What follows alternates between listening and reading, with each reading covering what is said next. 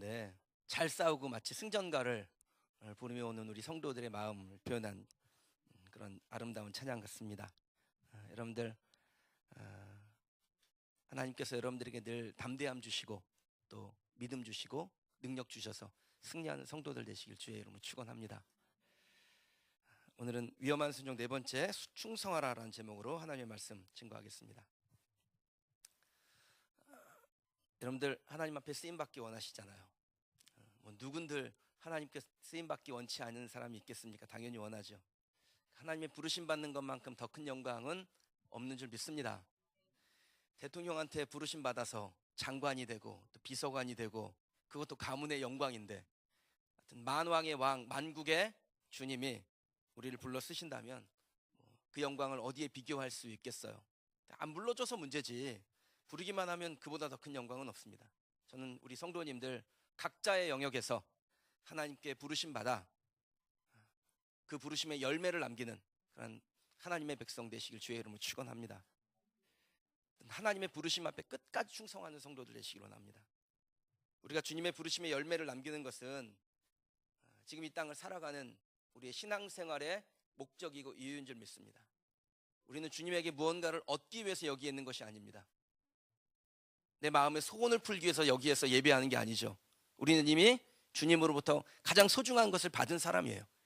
비교할 수 없는 선물을 받았습니다. 이미 우리는 영원한 생명을 받았기 때문에 그보다 더 좋은 게 없잖아요. 그러니까 최고의 선물을 받았기 때문에 무엇을 더 받아야겠다라는 욕망 때문에 와 있지 아니하고 그것을 주신 하나님을 찬양하고 예배하기 위해서 이곳에 와 있는 줄 믿습니다.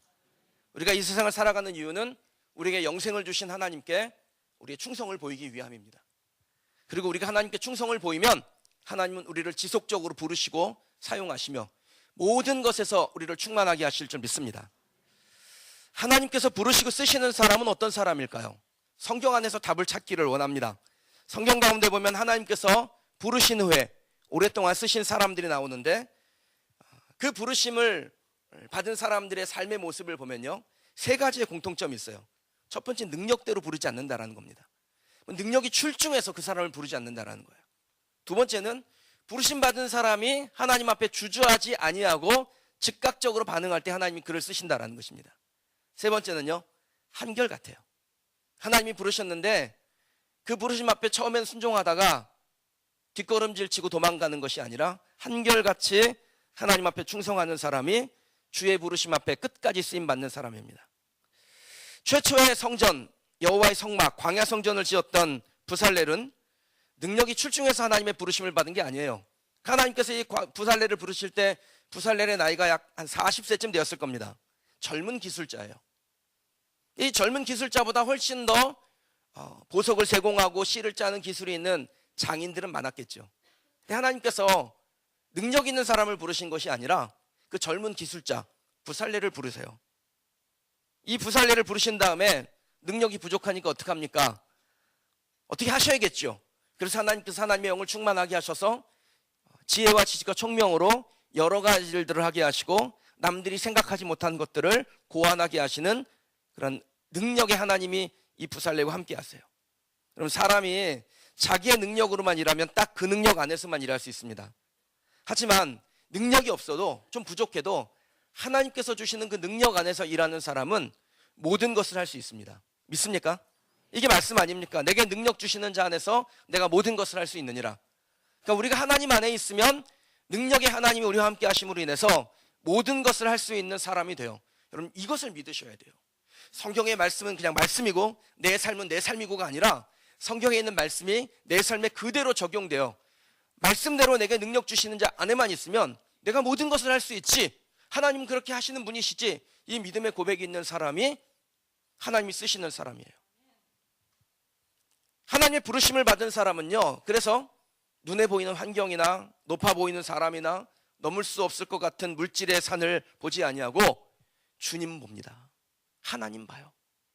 여러분, 우리 김서 주사님 오늘 기도하시면서 우리 교회가 지금까지 여기까지 온 게 기적과 같다 그랬는데 이건 뭐 기적과 같은 거예요. 그런데 여러분, 이 기적과 같은 일을 행하면서 저와 여러분들의 심령 안에 뭐가 있습니까? 능력 주시는 자 안에서 우리는 모든 것을 할 수 있다는 이 말씀 붙들고 하나님이 하시지, 그러니까 두려워하지 않는 거예요. 제가 지지난 주간이군요. 한 셀에서 같이 저녁 식사를 하는데 한 집사님이 그런 얘기를 하세요. 하나도 걱정이 안 된다고. 그래서 진짜 이게 성도들의 마음인가 보구나. 여러분, 우리가 이 하는 일이 하나도 걱정이 안 된다고, 하나님이 하실 거라고. 여러분, 그 믿음의 고백이 우리 모두에게 있으면 하나님은 하나님의 일을 하십니다. 여러분이 어떤 일을 만나든, 어떤 범사에, 또 육신의 고단함에, 심령의 곤고함에 처했다 할지라도 하나님이 하신다 믿으면 하나님은 반드시 그 일대로, 우리의 소망대로 하실 줄 믿습니다. 하나님이 불러쓰시는 두 번째 기준은 즉각 반응이라고 말씀드렸어요. 주저하지 말아야 됩니다. 하나님은 주저하는 사람에게 오래 기다리지 않으세요. 하나님의 부르심이 직접적으로 나타났던 시대를 우리가 사사시대라고 합니다. 하나님께서 딱 지명하여 하나님의 종들을 불러 세우시는 그런 시대였습니다. 이 사사시대에 가나안 민족이 이스라엘을 침략해서 이스라엘 백성들이 곤고함 가운데 있을 때 하나님께서 이스라엘 백성들을 구하시려고 바락이라는 한 사람을 불러서 사사로 세우세요. 근데 이 바락이 자기에게 주어진 무거운 책임을 감당하기가 힘이 드니까, 두려우니까 그 소식을 전하러 온 드보라 여선지자에게 당신이 나와 함께 가지 아니하면 나는 가지 않겠노라, 이렇게 말합니다. 그러니까 하나님의 부르심 앞에 주저한 거예요. 하나님께서 나와 함께 하시면 내가 이 일을 감당하겠습니다가 믿음의 고백인데, 당신이 나와 함께 하지 않으면 난 못 갑니다. 사람 의지하니까, 주저하니까 하나님께서 이 바락에게 씁쓸한 결과를 주세요. 사사기 4장 9절에 보면요, 이르되 내가 반드시 너와 함께 가리라. 그러나 내가 이번에 가는 길에서는 영광을 얻지 못하리니 이는 여호와께서 시스라를 여인의 손에 파실 것임이니라. 하나님의 부르심에 주저했을 때, 그 영광스러운 부르심이 있는데 그것을 망설일 때 사사에게 주어지는 그 아름다운 영광이 다른 이에게로 넘어가는 불행한 결말을 얻었다라는 거예요. 사랑하는 여러분, 하나님께서 혹시 여러분에게 감동 주시는 게 있어요? 그 감동 주시는 게 있으면은 주저하지 마세요. 하나님께서는 주저하는 사람을 쓰지 않습니다. 일단 즉각 반응하셔야 돼요. 한 주만 더 생각해 볼게요. 한 주 지나면 하나님의 감동이 절반으로 줄어요. 내게 주셨던 그 뜨거운 심장이 사라져요. 하나님의 부르심을 퇴색시키지 마시기 바랍니다. 저는 단점이 많은 사람인데 그래도 제 안에 그 장점이 하나가 있는데, 그게 뭐냐면 하나님이 저에게 딱 감동 주시면 그냥 망설이지 않아요. 하나님 내게 감동 주시면 막 결정하고 그대로 해버립니다. 그리고 뒤로 무르지도 않아요. 그냥 확 해요. 전 여러분에게도 하나님의 부르심이 있다라고 믿습니다. 그 부르심 앞에 너무 생각 많이 하지 마세요. 하나님이 우리에게 말씀 주실 때 순종하라고 주는 것이지 생각해보라고 주는 거 아닙니다. 하나님이 내게 말씀을 주셨습니까? 그러면 즉각 반응하시기 바랍니다. 하나님이 사람을 불러 쓰실 때 그 쓰시는 세 번째 기준은 한결같음이라고 말씀드렸습니다.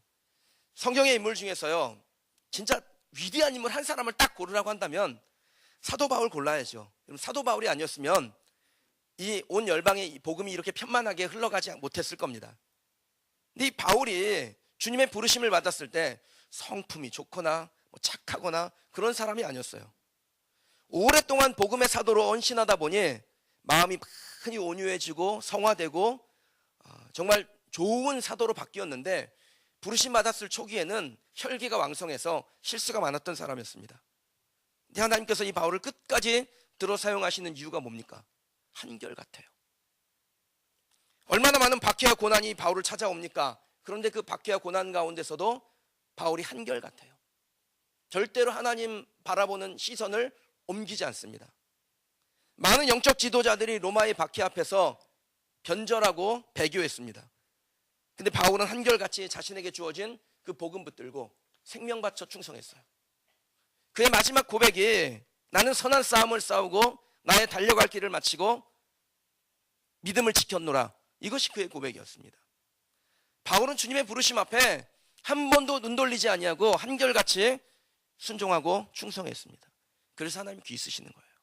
사랑하는 여러분, 하나님이 여러분에게 부르심 주시고 또 교회 안에서 어떤 직분을 주시고 사회에서 어떤 역할을 주시고 하나님께서 우리에게 부르심의 자리를 허락하셨다면 그 부르심 앞에서 한결같은 여러분 되시길 주의 이름으로 축원합니다. 지난주에 그 중국의 가정교회 지도자 중에 한 분인 왕이 목사님이 투옥되면서 성도들에게 보냈던 편지를 여러분에게 읽어드렸는데, 그럼 지금 중국의 많은 지도자들이요, 영적 지도자들이 변절을 합니다. 그 시진핑 사진을 십자가 옆에 걸라고, 그렇지 않으면은 감옥에 가둬버리겠다고 협박을 하니까 많은 사람들이 십자가 옆에다 시진핑 사진 걸어요.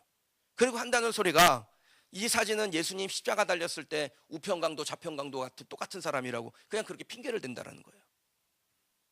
그러니까 한결같은 충성이 아닙니다. 예수 그리스도를 향한 믿음의 고백이 있는 사람은 이런 핑계로 자기의 목숨을 구걸하지 않습니다. 일제시대 때 한국교회가 신사참배했죠. 그러면서 하는 얘기가 우상숭배 아니라 일왕에 대한 존경심이라고 그랬습니다. 핑계 대는 겁니다. 그건 한결같음이 아니죠. 그런 하나님께서 우리를 부르실 때 그 부르심 앞에 이 핑계 저 핑계 대지 마시고 어떤 한결같이 주님 따라가는 우리 성도들 되시고, 그리고 우리 교회 되기를 주의 이름으로 축원합니다. 저는 이 설교를 하면서 제 마음 가운데 한번 다짐해 봅니다. 그래, 나도 하나님의 부르심이 있는데 그 부르심 앞에 한결같이 가보자. 그래서 마지막 하나님 만날 때 예수 그리스도 그 보좌 앞에 설 때 나의 달려갈 길을 마치고 내 믿음을 지키고 선한 싸움을 싸웠습니다. 그렇게 주님 앞에 고백하는 사람 되자. 그렇게 내 마음 가운데 다짐해 봅니다. 여러분들도 그 다짐이 오늘 이 예배 시간을 통하여 있기를 주의 이름으로 축원합니다. 하나님이 사람을 불러 쓰시는 기준, 능력이 아니며 주저함이 없어야 하며 한결같아야 하는 이 기준을 한 단어로 딱 줄이면 충성이라고 할 수 있죠.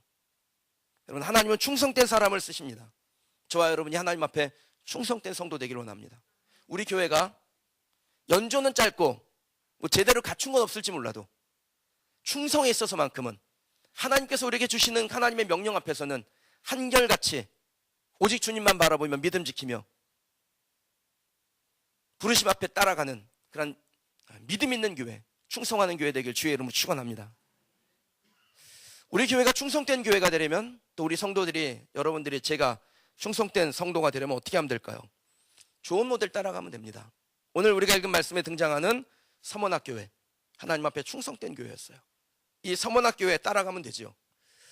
요한계시록 앞부분에 보면은 주님의 편지를 받은 7개의 교회가 등장을 합니다. 에베소, 서머나, 버가모, 두아디라, 사데, 빌라델비아, 라오디게아, 이렇게 7교회가 편지를 받습니다. 이 중에 책망이 없고 칭찬만 들었던 교회는 2교회인데 서머나 교회와 빌라델비아 교회였죠. 오늘은 서머나 교회에 대해서 좀 살펴보고자 하는데요, 이 서머나 교회는 환난과 궁핍이 가득했던 교회였습니다. 게다가 이들이 당하는 궁핍이라는 게 이게 상대적으로도 극한 궁핍이에요. 왜냐하면 서머나라는 도시가 작은 도시가 아닙니다. 매우 큰 도시예요. 지금으로 말하면 이제 터키의 이즈밀이라는 도시인데 그 터키에서 2번째로 큰 도시예요. 저도 한번 가본 적이 있는데 공항도 얼마나 큰지 몰라요. 이런 큰 도시에서 화려한 문화 속에서 궁핍하게 산다는 것은 상대적으로도 불행한 감정을 가질 수밖에 없는 것이죠. 그 당시 사람들이 장사를 하고 물건을 팔려면은 그 길드라는 조직 안에 들어가야 했는데, 이 길드라는 조직 안에 들어가려면은 첫 번째 해야 될 일이 있어요. 그 로마의 황제를 숭배하는 제례 의식에 참여한 다음에 길드가 열려요. 그러니까 로마 황제를 숭배하는 의식에 참여하지 못하면 길드에 들어갈 수 없는 거예요. 서문학교의 성도들은 황제를 숭배할 수 없으니까 길드에 들어갈 수 없었어요. 그래서 누군가에게 물건을 팔 수도 없고 또 물건을 사오기도 어려웠습니다. 올바른 신앙을 가진 이들이 장사를 해서 돈을 벌 수 없는 구조였습니다. 게다가 유대인들이 신앙적으로 박해를 하죠. 황제 숭배를 강요하는 이 서문학교의 경제의 목줄을 쥐고 있습니다. 이게 얼마나 곤고했겠어요. 상대적으로도 빈곤한 궁핍한 가운데 있었다는 겁니다. 이 환난과 궁핍이 사람을 참 위축시키죠. 아마 여러분들도 뭐 지금 그런 분들 있을 수 있고요, 과거에 그런 경험이 있었던 분도 계시지만 주머니에 돈이 딱 떨어지면 사람의 마음이 확 위축이 돼요. 혹시 병에 걸리신 분들, 그 마음이 얼마나 위축됩니까? 이거 안 나면 어떡하나, 안 고쳐지면 어떡하나, 왜 이렇게 차도가 없나. 저도 지난 주간에 그 주 초반에는 좀 괜찮은 것 같은데 이렇게 주반으로 가니까요, 이 몸이 안 좋은 거예요. 조금만 걸어도 막 이 피가 쏠리는 것 같고 막 발바닥까지 짜릿짜릿한 것 같고 그래서 이게 무슨 문제가 있나? 수술을 받으러 갔는데 받을 거 그랬나? 이 차도가 없으면 어떡하지? 막 이런 염려가 생기고 마음이 확 위축이 되더라고요. 그래서 제가 그 순간에 무엇을 생각했냐면 지난주 말씀을 떠올렸어요. 지난주 말씀에 하나님께서 일하시는 방식이 뭡니까? 하나님의 위대하심을 선포하고 그리고 그 위대하신 하나님을 찬양하는 것. 그래서 제가 하나님의 그 위대하심을 선포하고 하나님의 위대하심을 찬양하고자 했어요. 공교롭게 지난 주간에 그렇게 아픈 성도들이 많더라고요. 내가 다 둘러봤어야 되는데 둘러보지는 못하고. 근데 제 마음 가운데 하나님, 우리 성도들도 들은 말씀이 있으니 하나님, 이 어려운 상황에서, 이 위축된 상태에서 하나님 선포하고 하나님 찬양하게 하옵소서. 그래서 잘 싸워 이기는 성도 되게 하옵소서. 그렇게 기도했습니다. 남들은 괜한 걱정이라고 해도 당하는 사람의 마음은 위축될 수밖에 없지요. 여러분, 그런데요, 그 환난과 궁핍 가운데서 하나님의 위대하심을 선포하고 그 위대하심을 찬양하는 사람을 하나님은 뭐라고 표현하시냐면 부요한 자라. 저는 저와 여러분들이 부요한 자 되기를 원합니다. 겉으로 볼 때는 초라하고 궁핍하고 고난 가운데 있고 또 질병이 있고 어려움 가운데 있다 할지라도 우리가 하나님의 위대하심을 선포하고 그 하나님을 찬양할 때 성경은 우리를 향하여 부요한 자라고 말씀하시는데 저와 여러분들이 그렇게 부요한 자 되기를 주의 이름으로 축원합니다.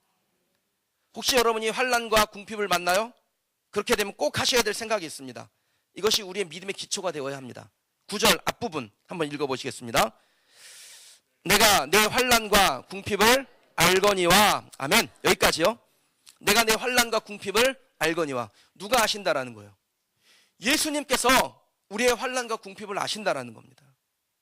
그럼 주님이 우리의 환난과 궁핍을 아신다고 하면 그 아시는 주님이 해결 안 하시겠습니까? 그냥 알고만 있는 거예요. 예수님께서 서만학교의 성도들을 향하여 너희가 궁핍하고 너희가 환난을 만났지 내가 알고 있다. 이건 단지 지식적으로 안다라는 것을 설명하기 위해서 예수님께서 이 말씀을 하신 겁니까? 내가 안다라는 것은 내가 돕는다라는 거예요. 내가 함께 하시겠다라는 겁니다. 여러분, 우리는 무엇을 믿는 겁니까? 우리에게 일어난 결과, 우리의 곤고하고 또 궁핍했던 상황이 바뀌어서 좋아진 그 결과를 믿는 거예요? 아니면 그 결과를 만들어내실 주님을 믿는 겁니까? 우리가 어떤 상황에 있어도 우리의 상황을 바꾸실 주님을 믿는 것이 믿음의 기초입니다. 저와 여러분들이 그 믿음의 기초가 있기를 주의 이름으로 축원합니다. 그럼 결과에 주목하면요, 그 결과의 기억이 희미해질 때 믿음도 흔들려요. 그러나 우리의 고난을 아시는 주님께서 우리와 함께 하신다라는 그 믿음의 기초를 가지고 있는 사람은 어떠한 형편에서도 흔들리지 않습니다. 사랑하는 성도 여러분, 여러분에게 혹시 고난이 있습니까? 궁핍이 있나요? 외로움이 있습니까? 주님이 아신답니다. 아시는 주님이 우리를 위하여 행하시고, 아시는 주님이 우리를 위하여 도우시고, 아시는 주님이 우리와 함께 그 위기와 고난을 뛰어넘을 수 있도록 도우실 줄 믿습니다.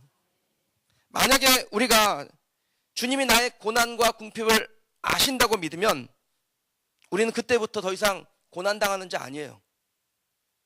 주님이 우리를 돕는데 내가 이 고난 곧 이겨내지. 더 이상 궁핍한 자 아닙니다. 주님이 나를 아시는데, 내 궁핍 아시는데 주님이 길을 여시지.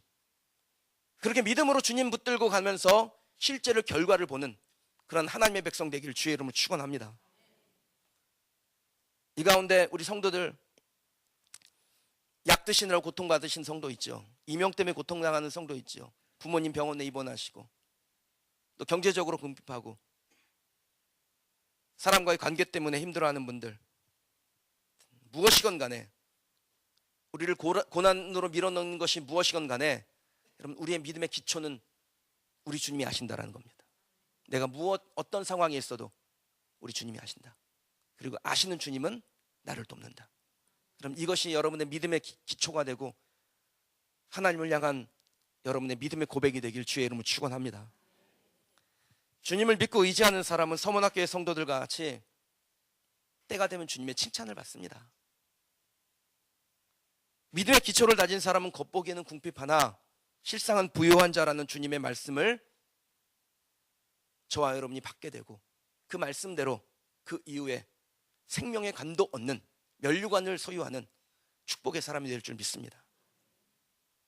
하나님은 우리의 마음만 도우시고 위로하시고 평안케 하시는 분이 아니세요. 하나님은 우리의 범사를 도우시는 분이세요. 이건 매우 중요한 포인트입니다.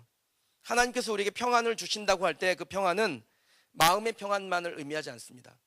하나님이 평안 주셔요 그러면은 그냥 마음이 평안해졌어요 이렇게 생각하고 많은 분들이 계신데 그건 잘못 보신 거예요. 하나님은 우리의 마음만 평안케 하시는 분이 아니세요. 심령이 평안해지는 것은 중요한 것이니까 그것부터 먼저 하셔야 되니까 우리의 마음을 먼저 다스리긴 하세요.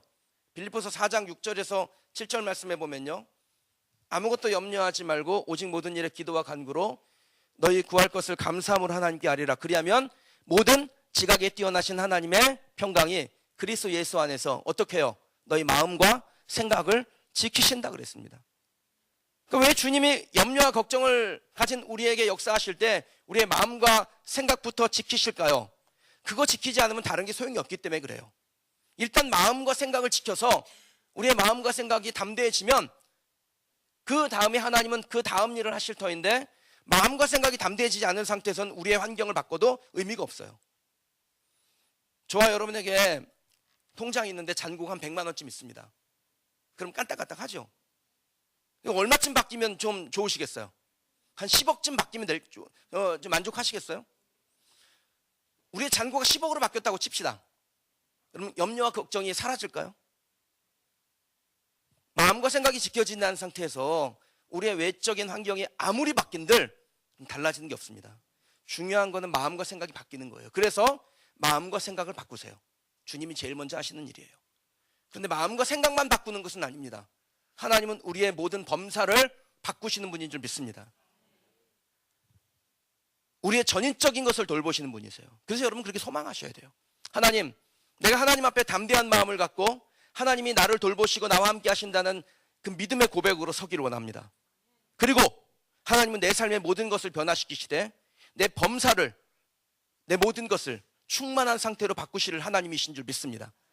내게 눈을 열어주셔서 남들이 보지 못한 것을 보게 하여 주옵소서. 그렇게 소망하는 저와 여러분 되시길 주의 이름으로 축원합니다. 이것을 믿는 성도가 변함없이 주님 앞에 충성할 수 있는 겁니다.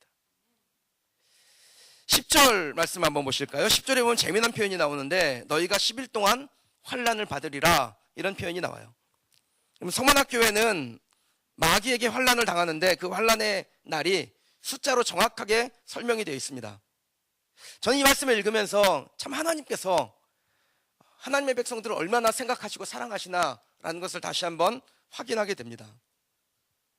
이 10일이라는 숫자가 그것을 의미해요. 그럼 예수님께서 제자들에게 승천하시면서 말씀을 주세요. 너희가 몇 날이 못해요? 성령을 선물로 받으리라, 이렇게 말씀을 주세요. 이 몇 날이란 그 정확한 숫자로 설명하지 않은 이 몇 날이란 10일이었습니다. 예수님께서 6월절 전에 금요일에 돌아가시고 6월절 이튿날 부활하시죠. 부활하셔서 40일을 이 땅에 계세요.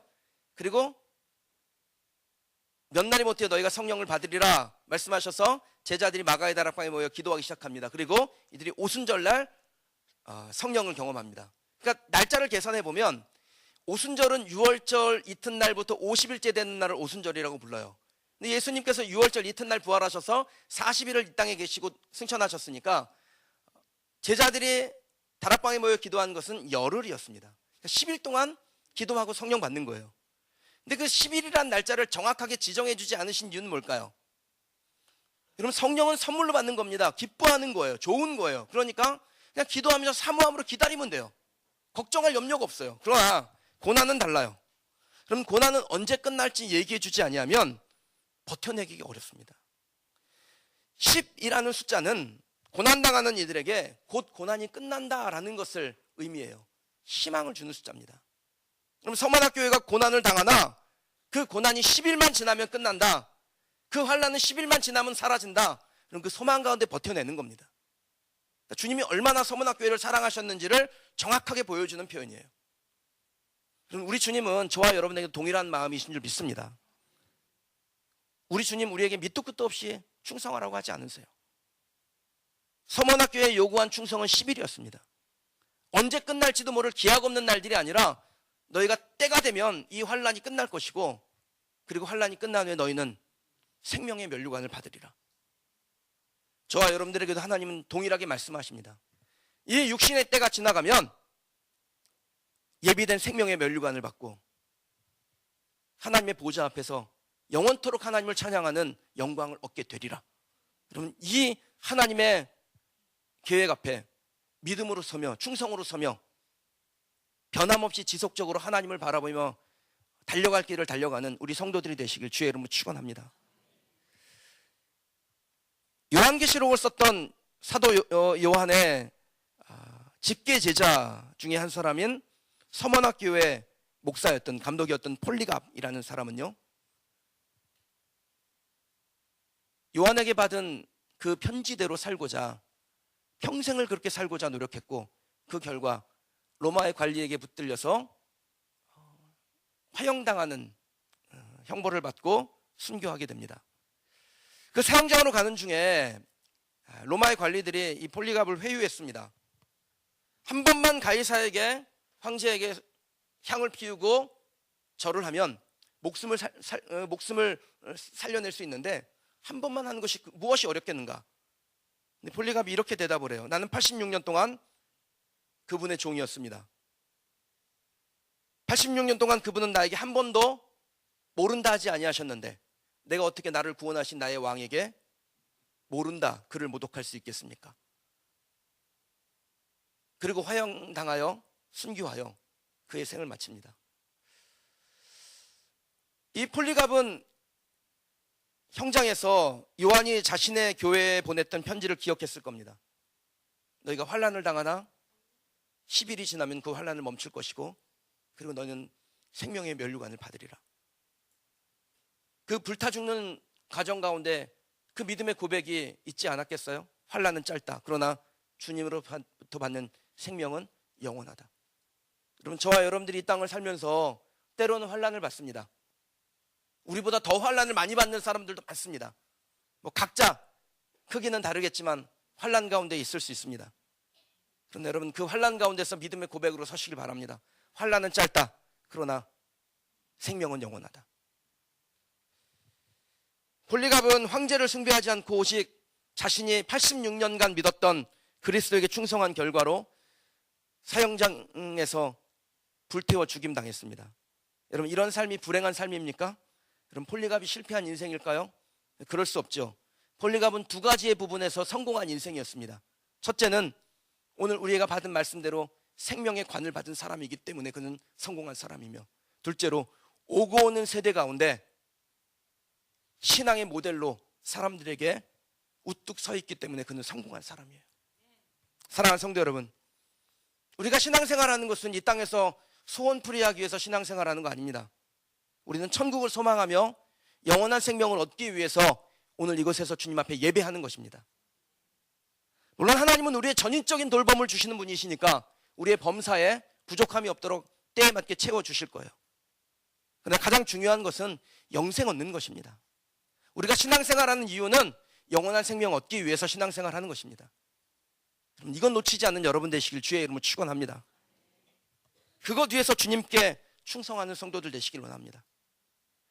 우리가 주님 앞에 충성하면 세상의 비웃음이 될 수 있습니다.